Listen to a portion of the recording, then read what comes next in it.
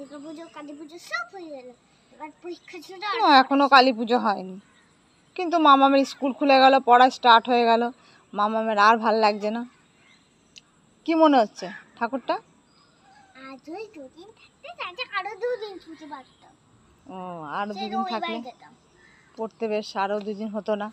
পড়া আজকে থেকে শুরু মামামের, আজকে থেকে পড়া ধরো, ব্যাগটা ধরো এবারে। ভালো লাগে না?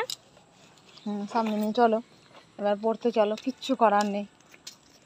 মিস নাহলে বকা দেবে, বলবে টাইম হয়ে গেছে, মামাম এখনো পড়তে আসেনি। পড়া পড়া পড়া পড়া মামামের আর ভালো লাগে না। কেন যে এই পড়াটা তৈরি করলো, মামামের কত কষ্ট, বই নিয়ে যেতে পারছে না, তাহলে ও কি করে পড়তে যেতে পারবে? সে বই নিতে পারে না, সেইটা পায় না। তোমার তো বিয়ে হয়ে গেছে, ওটা তো তুমি পড়তে পারো না, ভালো লাগে না? বিয়ে হয়ে গেলেই তো শান্তি পাবো। হ্যাঁ,